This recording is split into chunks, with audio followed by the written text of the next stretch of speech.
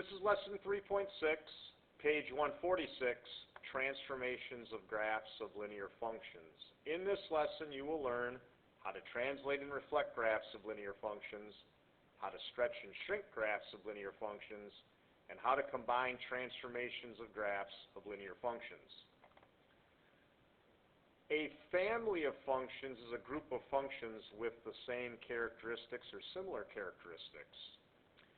The most basic function in a family of functions is called the parent function. For non-constant linear functions, the parent function is f of x equals x. That will be important to remember. Remember, we learned in the last lesson, a non-constant linear function, that means we have a slope that's not zero, something other than zero. We're working on problems where our functions don't have slopes of zero. The graphs of all other non-constant linear functions are transformations of the graph of the parent function. In other words, all graphs that are linear are derived from the parent function. They're created from the parent function. A transformation changes the size, shape, position, or orientation of a graph. In other words, transformation's a word that means we're moving the graph, we're shifting its position, we're rotating it, we're changing the size, we're doing something to our original graph. Now, a translation is a type of transformation. A translation is when you just shift your graph horizontally, that means left to right, or vertically, that means up or down, but we're not changing the size, shape, or orientation. So if you're just sliding your graph up, down, left, to right, that's called a translation. There are horizontal translations. When we have a graph of y equals f of x minus h, that's a horizontal translation. You create a horizontal translation by subtracting a number from the inputs before evaluating the function. That's important. Horizontal translations are created by subtracting something from the inputs. Now, a vertical translation is when you shift your graph vertically, either up or down. It's important to note we create that by adding a number to the outputs. Remember, the outputs are the y's. Let's take a look at a horizontal and vertical translation. Here would be a sample. Instead of looking at the book, I want to actually graph these out and look at these with you on my video. Let f of x equals 2x minus 1. Then I want you to graph g of x equals f of x plus 3 and t of x equals f of x plus 3. And then we'll describe the transformations of the graph. So, let's talk about f of x equals 2x minus 1. Okay, now remember, this is a good review. 2 is the slope and negative 1 is the y-intercept. So I'm going to graph that. Here's the graph of that. My y-intercept's negative 1 and up 2 over 1. There's my slope. Next, they want me to graph g of x equals f of x plus 3. This means take this graph and move it up 3. Okay, so let's do that. Let's take this graph and move it up 3. And I'm doing that right here. Okay, now on my video you can see I actually took my line and pushed it up 3, but it's easy to do without the software. You just take this point and go 1, 2, 3 and put a point. Take this point and go up 3, take this point and go up 3, and now you have enough points to draw a line. Should be easy for you to take a graph and translate it up 3 units. Next, they want me to graph t of x. T of x equals f of x plus 3 means take this graph and translate it 3 left. I know that seems weird, but remember, on the last page, these are subtractions, f of x minus 8. So when it says plus 3, think about that for a minute. This must have been a minus 3 in here because f of x minus negative 3 gets me the plus 3. So I have to take this graph and move it 3 left. That's what the plus 3 in here means. So let's do that. So I'm going to move this 3 left. 1, 2, 3. There, I moved it 3 left. Okay, you can do that without the software easy. Take this point and go 3 left. So take this point and just go 3 left. 1, 2, 3. And take this point and go 3 left. 1, 2, 3. And take that point and go 3 left. And you get the idea. There's your line. Okay, so it should be really easy to translate vertically or horizontally after you draw your line. Next, let's talk about reflection. Now, reflection is a transformation that flips a graph over a line called the line of reflection. Now, you could reflect over the x-axis. Remember, the x-axis is this axis that I'm highlighting right now. Okay? When you reflect over the x-axis, that would be a statement like the following. The graph of y equals the opposite of f of x. That would be a reflection over the x-axis. I put a little note down here that's important. Multiplying the outputs, the y's, by -1, that's what changes the sign and will reflect over the x-axis. Now, if you reflect over the y-axis, you would get that by having a statement such as this, f of y equals f of opposite x. You notice how these are different. The negative outside the function means we're reflecting over the x-axis, where inside is reflecting over the y-axis. Remember, the y-axis is this one. Okay? Multiplying the inputs by -1 changes the signs for this. So let's look at an example here again, and I'm going to do it the same way. We'll go to graph paper and do it. Let f of x equals half x plus 1, and then I want to graph g of x equals the opposite of f of x. That would be a reflection over the x-axis. And t of x equals f of opposite x. That would be a reflection over the y-axis. So that should be pretty easy to do. So here's the function they want me to graph. Let me graph it. Slope is a half. Y-intercept's 1. So here's the graph. Y-intercept 1, slope is a half. That means up 1 over 2. Next, find g of x. G of x equals the opposite of f of x. That means we're reflecting over the x-axis. So that should be real simple. Let's reflect over the x-axis. The x-axis is acting as a mirror. So this point, since it's 1 away from the x-axis, would mirror here. And this point would mirror 2 units away, and this point, I should say, would mirror 3 units away, and this point would mirror 4 units away. Okay, I just created a reflection. This line is the reflection. So this line would be g of x. I just reflected over the x-axis. Pretty simple. Now I want to find t of x, which is f of opposite x. That's a reflection over the y-axis. Well, again, that should be pretty simple to do. So the y-axis is right here. So this point would reflect here, because right now y is the mirror. This point is 2 away from the mirror, so the reflection's 2 away. This point would reflect here, 4 units away from the mirror. And this point here would reflect over here, 6 units away from the mirror, and there's my line. Okay? So should be pretty easy for you to draw reflections.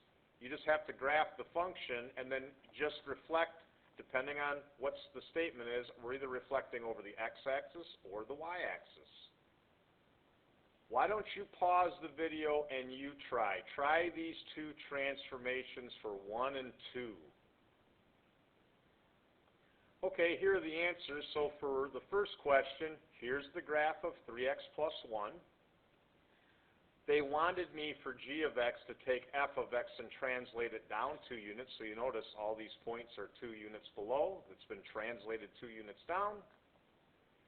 And h of x equaled f of x minus 2. That means translate 2 units right. So you notice each of my points have been pushed 2 units to the right. And there is the graph of h of x. It's been translated horizontally 2 units to the right. And then for the second problem, here's the function, there's the graph, y-intercept 2, slope is down 4 over 1. G of x is a reflection of this over the x-axis. So this point, 2 units below, would reflect 2 units above. This point, which is 6 units below, would reflect 6 units above. And that gives me enough points to graph. There's my line of G of x. And then h of x would be a reflection over the y-axis. So this point would, since it's 1 to the right, would reflect 1 left. This point is right on the mirror, it would stay. And this point, 2 right, would reflect 2 left. There's the reflection. You can transform a function by multiplying all of its x-coordinates, the inputs, by the same factor a, by the same number. We can multiply the x-coordinates by a number, and when you do that, if a is bigger than 1, the transformation is a horizontal shrink because the graph shrinks toward the y-axis. In other words, it's closer to the y-axis. That's what a shrink would do, makes it closer to the y-axis. Where if a is something in between 0 and 1, it's going to horizontal stretch because the graph is farther away from the y-axis. In each case, this is important, in each case the y-intercept will stay the same. So your y-intercepts from graph to graph when we're having a horizontal shrink or stretch won't change. You can also transform a function by multiplying all the y-coordinates, which is the outputs, by the same factor a. If a is bigger than 1, now this is going to be backwards from what you saw here. When a is bigger than 1, when you multiply the outputs, you get a stretch vertically because the graph is farther away from the x-axis. But if the number you multiply is between 0 and 1, it's going to vertically shrink the graph because the graph is closer to the x-axis. In each case, the x-intercept stays the same. That's important. So a horizontal stretch occurs. A stretch is when you're pulling away from the y-axis. Occurs when you're multiplying the input. You can see this is what it looks like when you're multiplying an input by something. We would stretch or shrink the graph horizontally. Okay? Multiplying the inputs would create that. Vertically stretching the graph is when you multiply by a number you can see outside the function. That will either shrink or stretch the graph away from the x-axis. Again, you create that by multiplying the outputs by a number. Let's do this problem together. We're going to let f of x equal x minus 1. We will graph g of x equals f of 1/3 x, and h of x equals 3 times f of x. We'll do that right now. So here's the function f of x equals x minus 1. Let's graph it. Slope is 1, y-intercept negative 1, so there's my y-intercept here at negative 1. And then we're moving up 1 over 1. That's my slope. So now to graph g of x, which equals f of 1/3 x, this is going to be a horizontal stretch. Here's why. We need to multiply our inputs by 1/3, and then we subtract 1. That's what this 1/3 is telling me. Take x, multiply it by 1/3, then take away the 1. Now, I'm picking these points for a reason on my original line. You notice how the numbers for x are all things I can easily multiply by 1/3, like negative 3 times 1/3 is negative 1, and then if I take the negative 1 and subtract 1, I have negative 2, so that would give me the point negative 3, negative 2.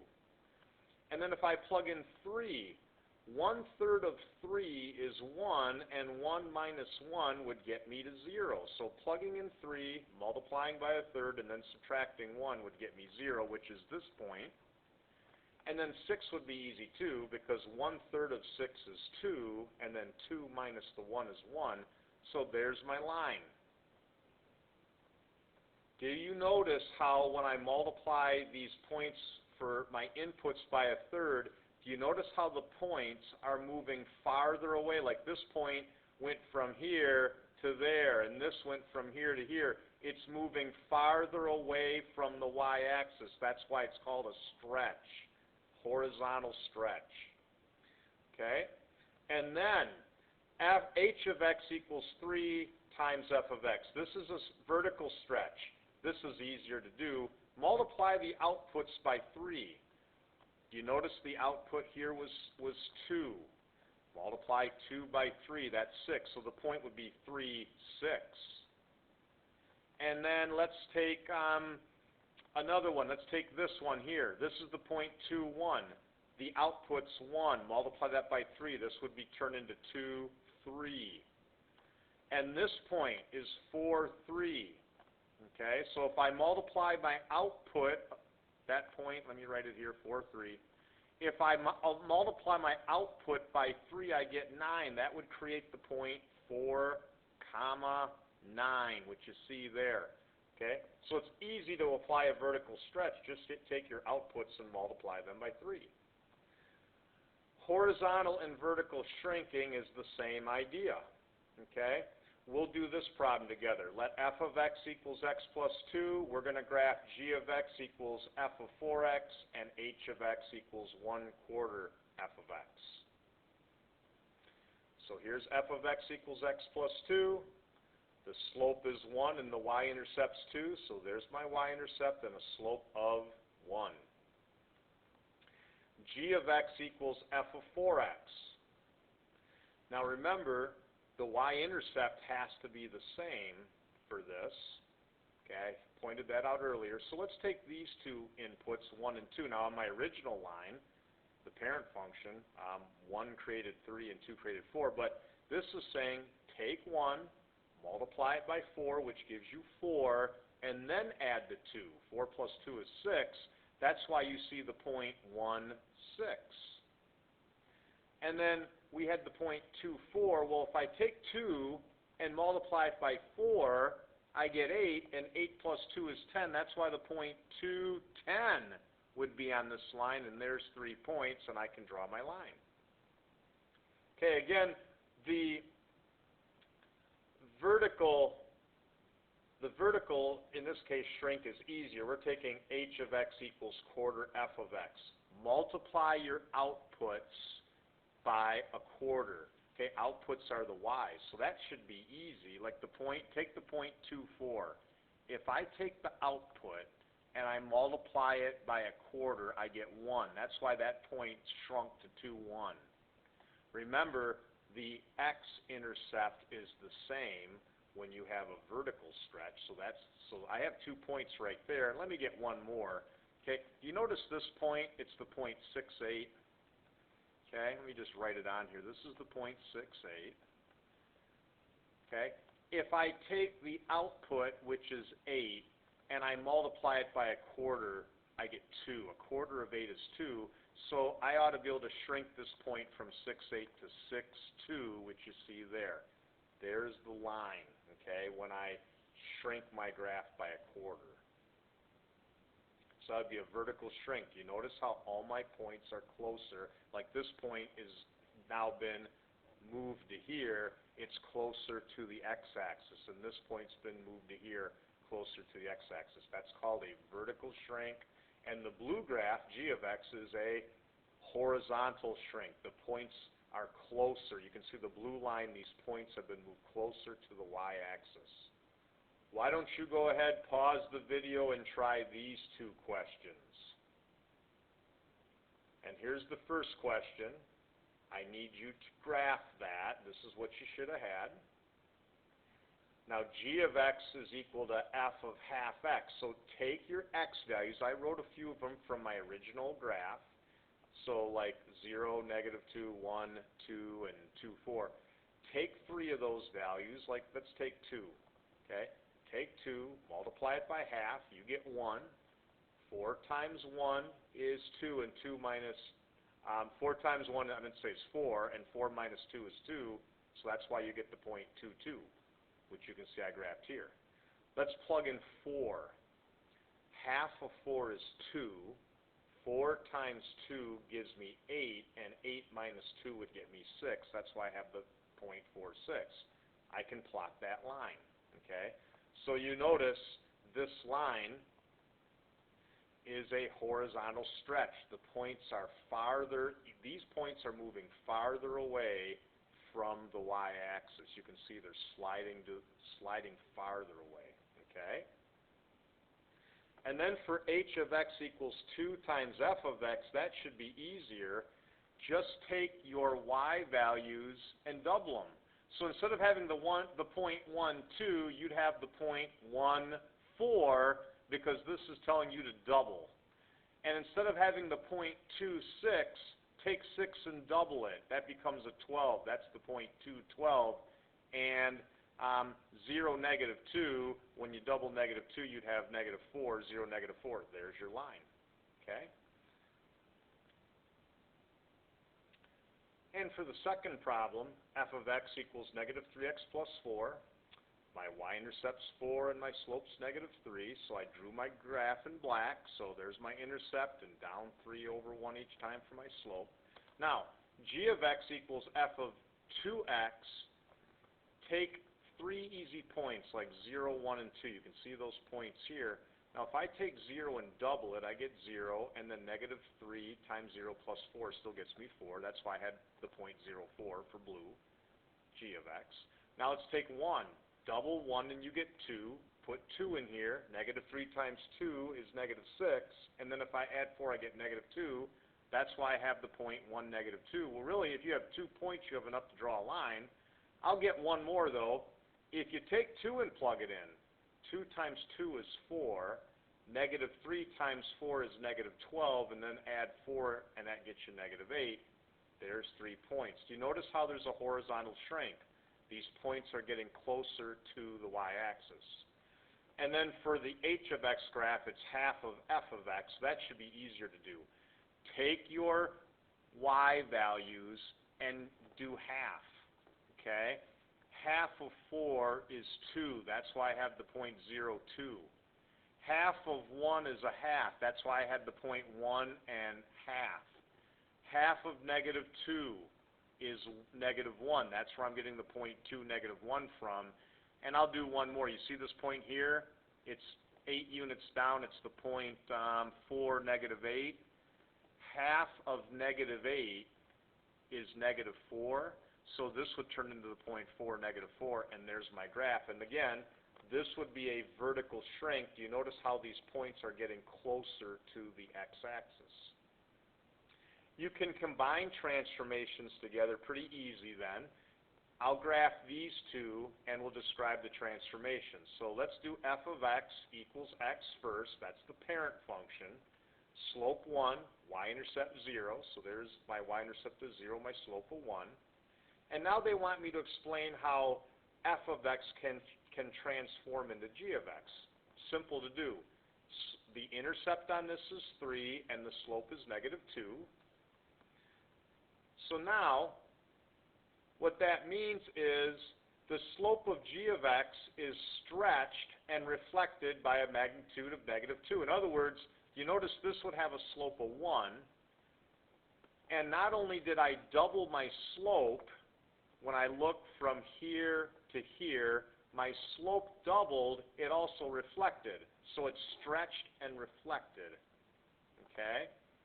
And then the other thing I did is I translated the graph 3 units up. Now I wanted to show you that with this picture. So what I really did is I took this graph, and I did it in red just so it shows up. I took this graph. I translated it 3 units up.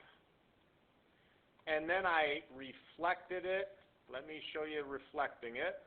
I reflected it doing this. I'm trying to do that. It's not quite rotating right for me. And it's stretched by a magnitude of 2, which made it end up here. So I shifted it up 3 units, and then I reflected it and stretched it, is what I'm doing here. They will have you solve real-life problems and apply what you learned. Like this is a pretty basic problem. A cable company charges $60 per month for the service with no installation fee. The cost to the customer is represented by that, where M is the number of months of service. So you notice that's slope-intercept form. 60 is the slope, that's the rate of change, so it's $60 a month. and there's no installation fee. So here's the cost per month. So to attract new customers, the cable company reduces the fee to $30, but it adds an installation fee of $45, which is given by that. Okay, now let's compare these two, because that's what they want us to do. They want me to describe the transformations. All right, and that's pretty easy to do. So this is saying they're now going to charge an install fee, and the cost a month per month is going down. Now here's the first thing. Do you notice? Do you notice how this number is half of 60? Okay, since it's half, the graph is being there's a vertical shrink to it. It's being shrunk. Okay, the angle of increase isn't the same, so there's a shrink by a half. Okay, here's the next thing. This would have a y-intercept of 0. This has a y-intercept of 45, which means this graph the graph of R of M has been translated up 45 units. Okay, so we have a vertical shrink by a factor of a half. You can see 60 multiplied by half gets me 30, and then the graph has been translated up 45 units. I'm going to stop the video there. If you have questions, make sure you ask in class.